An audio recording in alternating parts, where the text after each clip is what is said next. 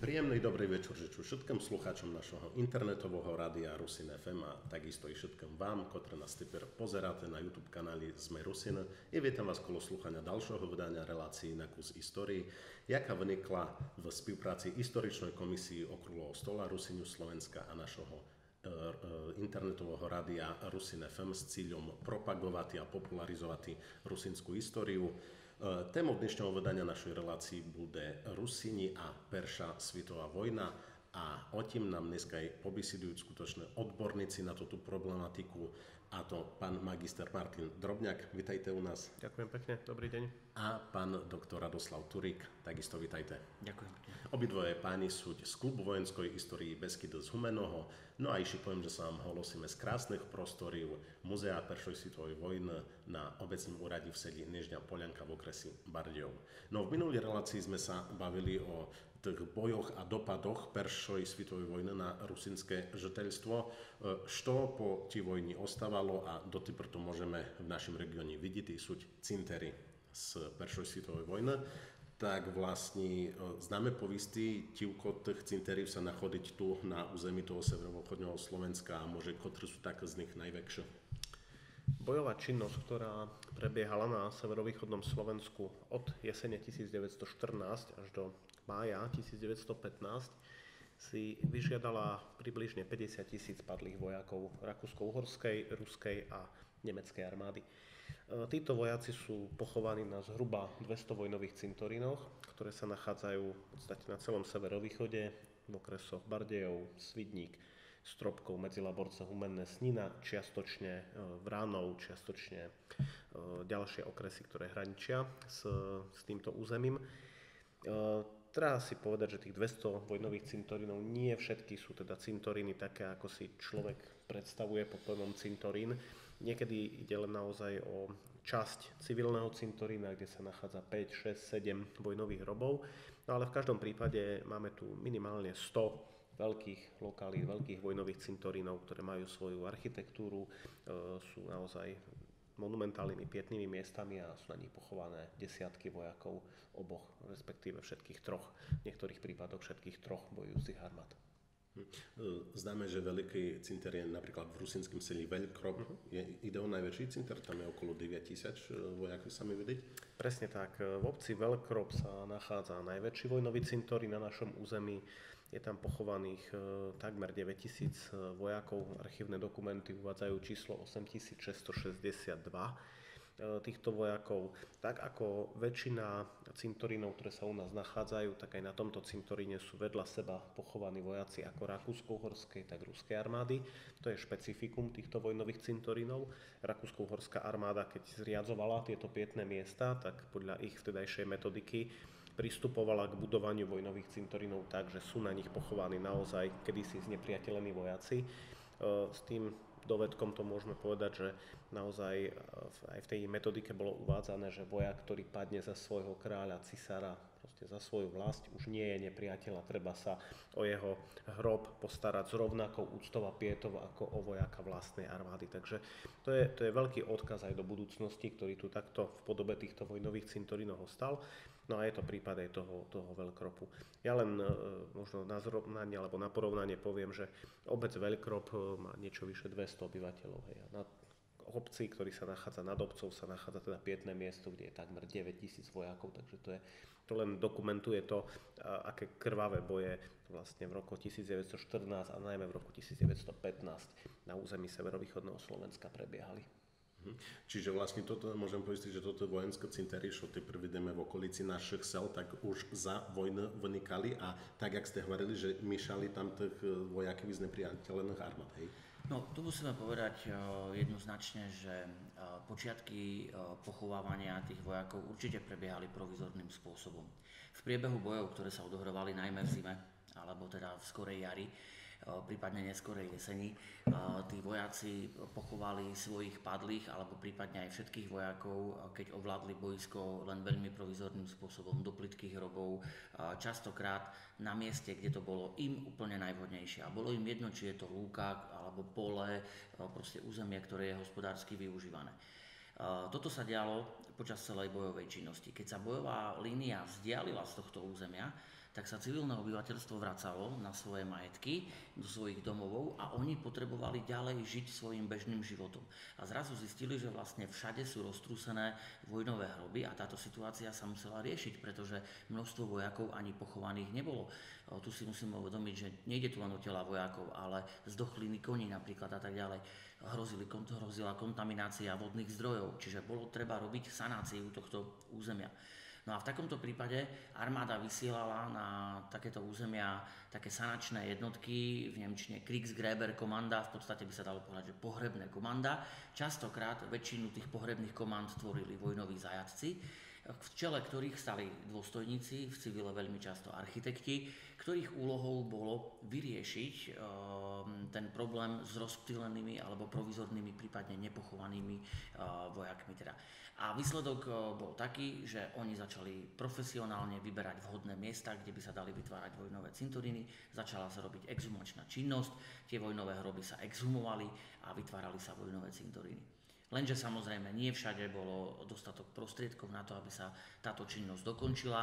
My na našom území dokonca poznáme meno len jedného architekta, maďarského architekta Jožefa Lampinga, ktorý pôsobil na našom území. Kdežto napríklad na druhej strane hraníc v Poľsku, v Haliči, poznáme množstvo architektov, medzi ním Dušan Jurkovič, ktorý vytvoril na území Poľska, tu neďaleko za hranicami, vyše 30 alebo zhruba 30 vojnových cintorínov. Tu môžeme u nás povedať, že poznáme teda dielo iba Jožefa Lampinga, je to v podstate iba veľmi, veľmi čiastočne.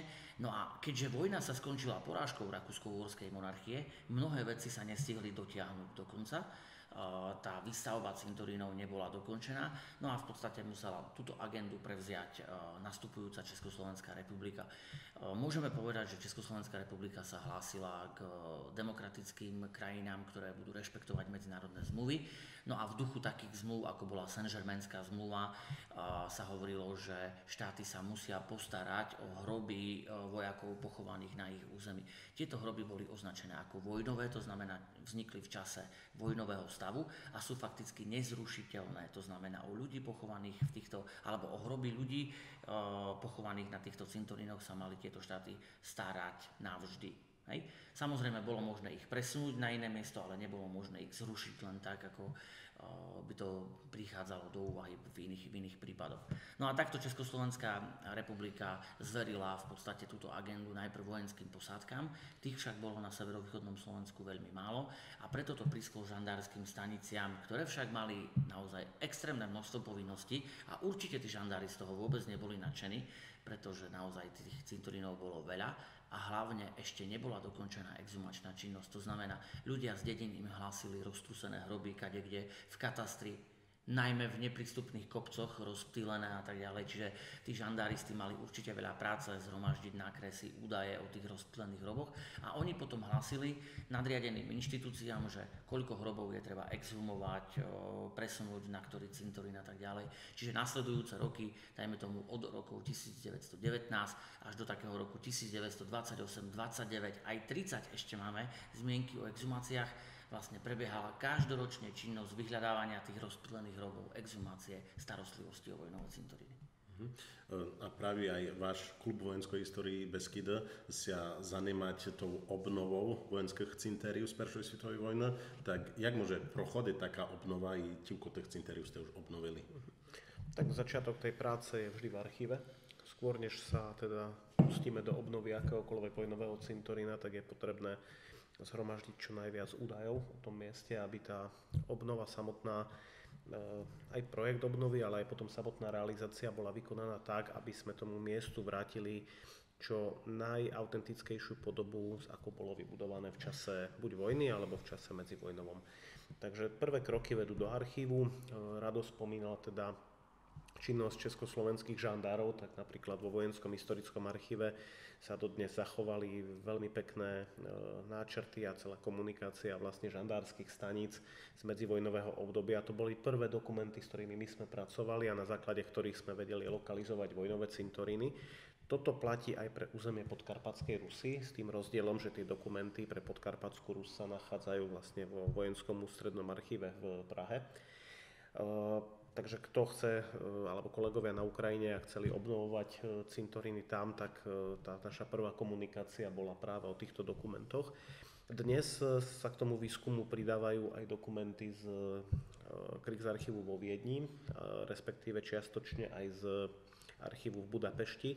A prácu nám uľahčuje nakoniec aj rozsiahla digitalizácia, ktorá prebehla v posledných rokoch, vďaka ktorej sa tam darí získavať mená padlých vojakov napríklad aj ruskej armády, nakoľko zoznamy strát ruskej armády boli zdigitalizované, síce nie veľmi, povedal by som, prístupným spôsobom pre toho, kto hľadá, ale dá sa v tom hľadať a aj vďaka tomu sa darí vlastne dohľadávať nejaké mená aj vojakov ruskej armády, čo bol veľký problém v minulosti.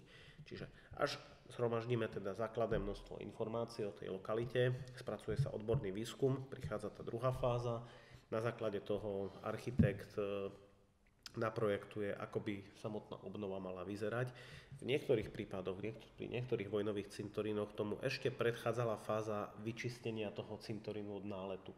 Pretože my si vždy musíme porovnať tie informácie z archívu s tým, čo reálne v teréne vidíme. Na našom území možno si divák, posluchač nevie predstaviť, ale vojnový cintorín si možno predstavuje ako množstvo krížov alebo nejakú oplotenú plochu, ale nie vždy to tak bolo. V niektorých prípadoch naozaj sme prišli na miesto a nebolo vidieť na tom mieste, že absolútne nič.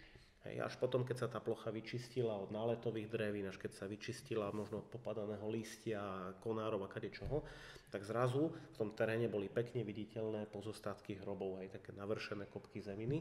A to všetko sa dalo porovnať s tým, čo my sme získali v tom archíve. No a na základe už tohto archívneho výskumu, terénneho výskumu, potom môže sa pripraviť nejaký projekt obnovy toho pietného miesta, no a následne, ak sa na to podarí získať dostatok finančných prostriedkov, tak sa pristupuje k samotnej obnove. V našom prípade za vojnové cintoríny zodpovedajú obce, tak to nie je ustanovené inak, ale väčšinou sú to teda obce, ktoré ich majú vo svojich katastroch, čiže súčasťou tej obnovy je veľmi intenzívna komunikácia s obcov. My ani jednu lokalitu sme neobnovovali tak, že by sme prišli ako partizáni kdesi a len ukázať, že pán starosta toto si zanedbal. To nie je vôbec cieľom.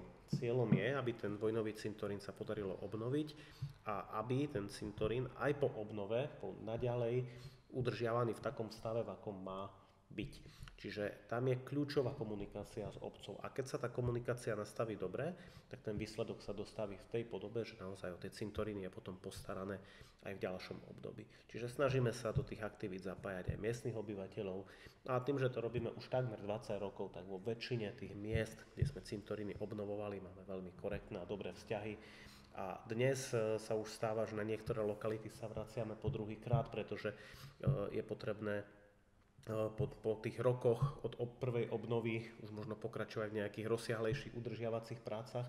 No a znova je to spoločnými silami, obec v spolupráci s občianskym združením, no a častokrát aj za podpory napríklad kolegov historikov či z Ústredného historického archívu Praha alebo Bratislava. Ja by som chcel ešte Martina doplniť, že v poslednom období je množstvo cintorínov vyhlásených za národné kultúrne pamiatky a v takomto prípade je tu ďalší aspekt, že musíte komunikovať s pamiatkármi pri akomkoľvek zásahu na cintoríne, už musíte komunikovať s pamiatkovým úradom a toto je nevyhnutná záležitosť pri takýchto lokalitách. No presne tak, to som vlastne zabudol povedať, že najmä v prvých rokoch, lebo dlho na Slovensku nebol prijatý zákon o vojnových hroboch, to spôsobovalo to, že tie cintoríny chátrali, neboli finančné prostriedky na tú obnovu. V roku 2001 bol prijatý prvý zákon o vojnových hroboch, ktorý jasne definoval na území Slovenska, teda čo to je vojnový hrob, čo to je vojnový cintorín, aké povinnosti má samospráva, alebo ten, ktorý sa stará o ten vojnový cintorín, respektíve hrob, alebo pamätník, no a aké finančné prostriedky môže zo štátneho rozpočtu získať na takúto činnosť. Žiaľ, výsledkom bolo, že začali sa realizovať aj obnovy, ktoré možno nerešpektovali ducha toho, ako tie pietné miesta vznikali. To znamená, že možno niekedy aj s dobrým úmyslom, ale došlo k znehodnoteniu tej lokality. Napríklad k zarovnaniu hrobov na cintoríne. Že ten človek už dnes tam nevidí, kde sa nachádzal konkrétny hrob a výsledkom je, že tým, že my máme menné zoznamy tým, že máme náčrty tých cintorínov, tak kedysi sa napríklad na tom cintoríne dal identifikovať konkrétny hrob konkrétneho vojaka, ktorého by mohla rodina hľadať, a ak došlo k takémuto zarovnaniu necitlivému, no tak už to nie je možné. Takže aj s prihliadnutím na to sa najmä v posledných rokoch do tejto témy zapojili aj pamiatkový úrad Slovenskej republiky. Boli vytipované lokality, ktoré majú svoju pamiatkovú a historickú hodnotu. To sme rozprávali o tom, že tie cintoríny častokrát projektovali architekti, že to malo nejakú krajinárskú myšlienku. No a výsledkom bolo, že vytipovalo sa niekoľko desiatok vojnových cintorínov, ktoré naozaj stojí za to, aby boli obnovované a zachované v takom duchu, v akom boli vybudované a postavené. No a nadstavba toho je, že kolegovia historici a pamiatkári z pamiatkového úradu pripravili teda nielen to, že vytipovali tie lokality a možno, že troška skomplikovali život tým, ktorí teda idú obnovovať ten cintorín, ale na druhej strane spravil sa katalóg týchto vojnových hrobov a spracovala sa metodika, ako má obnova prebiehať. Takže dnes napríklad starosta, ktorý chce pristúpiť k obnove cintorína, tak môže kontaktovať, a ten cintorín je národnou kultúrnou pamiatkou, alebo aj keď nie je, tak aj vďaka publikácii, ktorú vydal pamiatkový úrad, aj vďaka množstvu článkov a publikácií, ktoré vydávame my, už si môže spraviť prehľad o tom, ako správne a vhodne pristúpiť k obnove vojnového cintorína. A to je nesmierne dôležité, aby toto kultúrne dedičstvo, nazvime to kultúrne dedičstvo, bolo zachované aj pre ďalšie generácie. Ono známe, že na tých vojenských cinteroch tak drvivá väčšina tých pavšek sú neznáme. Neznáme vojaci, či z Rakúsko-Uhorskej, či z Ruskej, či z Nemeckej armády, tak je možné, alebo môžu sa ľudia dopatrať, kde ich, dajme tomu, rodinní príslušníci bojovali a kde vlastní pali, kde sú pochované, proste toto mena pavšek, dá sa to nejakým spôsobom zistiť? Nie je to jednoduchá vec, ale je to možné a v zásade môžeme povedať, že sa to zlepšuje čím ďalej, pretože tak ako povedal kolega, posledné roky prebieha veľmi rozsiahla digitalizácia materiálov a preto dnes už od človeka, ktorý hľadá svojho predka z prvej svetovej vojny, už nie je potrebné, nepotrebuje ten človek ísť do Viedne, do Prahy, do Budapešti a tak ďalej, ale stačí naozaj stráviť hodiny na internete, ale s tým, že musí mať nejaké základné vedomosti, aby vedel, čo vlastne hľada. Čiže musíme si uvedomiť jednu vec, že ak hľadáme nejakého vojaka z prvej svetovej vojny, tak v prvom rade potrebujeme vedieť určite meno, priezvisko, ročník narodenia a miesto narodenia alebo bydlisko. To sú také 4 základné údaje, pomocou ktorých sa vyhľadáva.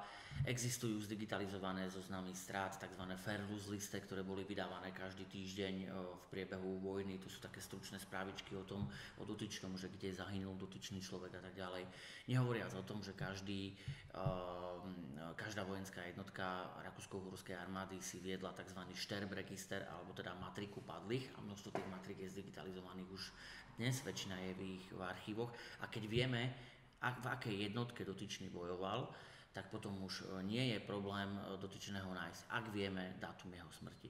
Čiže už keď sa na nás obracajú, napríklad pozostalí, že chceli by vedieť, kde skončil teda ich predok, tak prvá základná informácia je naozaj zistiť, kedy padol a v akej jednotke bojoval. A potom už my na základe toho, že máme znalosti, vieme vypátrať, kde sa tá jednotka pohybovala, tak vieme určiť aj región alebo konkrétne miesto plus minus pár kilometrov doslova, kde dotyčný mohol zahynúť. Ak to bolo na boisku, pretože mnohí z nich zomreli vo vojenských nemocniciach v zázemí a tak ďalej. Ale sú naozaj spôsoby, ako sa k tomu dá dopatrať a verejnosť sa na nás veľmi často obracia. Dokonca by som povedal, že až nemáme kapacitné možnosti, aby sme naozaj každému včas odpovedali, pretože to patranie, možno si to ľudia predstavujú niekedy veľmi jednoducho, že ak si siahnem k počítaču alebo k nejakým knihám doma a že mám prehľad o niekoľko miliónoch padlých alebo teda vojakoch Rakúsko-Uhorskej armády, tak to nefunguje. A najviac dokážeme vypatrať práve tých padlých. Skoro vôbec sa nevieme dopatrať k nejakým informáciám ľudí, ktorí prežili a je to spôsobené tým, že kľúčový dokument ku každému vojakovi, tzv. Kmeňový list, ktorý si viedla armáda, Tieto kmeňové listy asi 12 ročníkov vojakov z prvej svetovej vojny boli koncom 80. rokov v Prahe skartované nekompetentným rozhodnutím, že to už nikomu nebude treba, hej, doslova, takže tieto kmeňové listy, kde bolo uvedené, kedy bol človek odvedený, kedy nastúpil, kde nastúpil, všetky údaje o vojenskej službe, vyznamenania, zranenia, povýšenia, všetko, hej, tak tieto základné dokumenty boli zničené.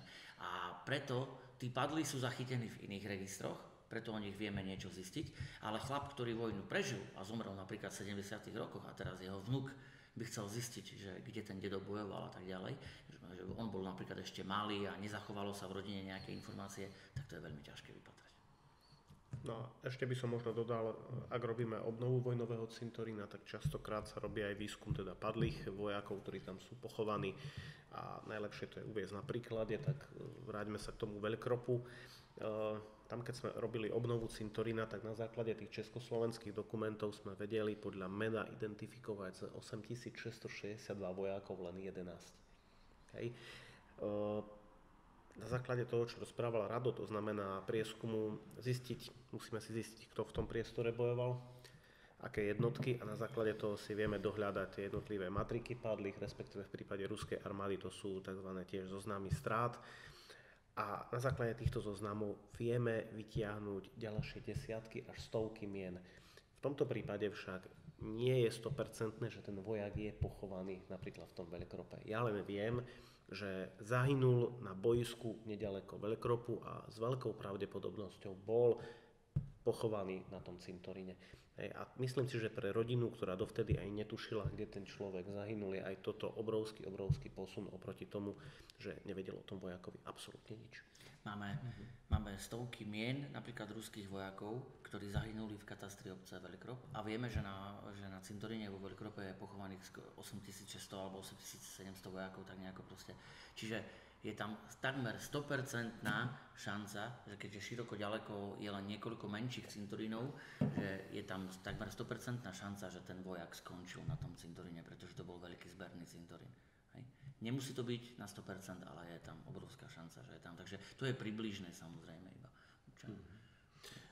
Dobre, my sa už dostávame na konec našej dnešnej relácie, ale v konci ešte sa chcú oprosiť, jak je podľa vás vnímaná Perša svetová vojna v našej spoločnosti, lebo známe, že v minulosti skôr bola v tieni tej druhej svetovej vojny, ale môžeme povedať, že aj vďaka vašomu klubu vojenskej histórii Beskyd, že obnovujete toto v cintéri vojenské tu v celom regióne, tak sa to udalosti, hej, poviazané s Prvou svetovou vojnou, povedať, že sa tak vecej dostávajú do povedomia spoločnosti, tak jak by ste povedali, jak to je? No, situácia sa zlepšuje. Keď sme začínali pred 20 rokmi svoju činnosť, tak to naozaj bola téma, ktorá bola na okraji spoločnosti a žiaľ aj na okraji záujmu historikov, to znamená tých profesionálov, ktorí by sa tej téme mali venovať. Dnes je to o mnoho lepšie. Za naše združenie môžem povedať, že spolupracujeme s kolegami nielen zo Slovenska, ale aj zo zahraničia a je to nesmierne prínosná spolupráca, pretože si vieme tú prácu oveľa viac zefektívniť, pomôcť si. My vieme pomôcť kolegom napríklad z Maďarska pri terénnom výskume, ktorý by bol pre nich možno v našom priestore náročný. Naopak, oni nám vedia pomôcť pri dohľadávaní materiálov. No a výsledkom je, že za posledných 20 rokov tu vzniklo niekoľko knižných publikácií. Krásny príklad sú cintoríny ako národné kultúrne pamiatky. Ak si uvedomíme, že niekoľko z tých lokalít bolo na pokraji zániku, že keď sme v roku 2010 písali, 2007 písali publikáciu Mementa prvej svetovej vojny, kde sme mapovali vojnové cintoríny, tak o cintoríne v Zbojnom v okrese Medzilaborciach sme napísali, že ho nevieme dnes identifikovať a s veľkou pravdepodobnosťou ho môžeme považovať za zničený a stratený. Hej. Medzi tým, vďaka tomu, že sa našli obyvatelia, ktorí si pamätali tú lokalitu, že sa spravil výskum, to miesto sa podarilo nájsť, to miesto sa podarilo vyčistiť a dnes je to národná kultúrna pamiatka. Čiže to krásne ilustruje, že ten vzťah verejnosti a ľudí a celkovo aj množstvo informácií o tej téme sa zväčšuje, ale ešte je pred nami obrovské množstvo práce. to, čo sa zanedbávalo 10 ročia, jednoducho jedna generácia historikov nespracuje. Čiže je veľmi dôležité, aby sa tej téme potom v budúcnosti venovali aj ďalší kolegovia, možno mladší kolegovia, ktorých tá téma zaujme.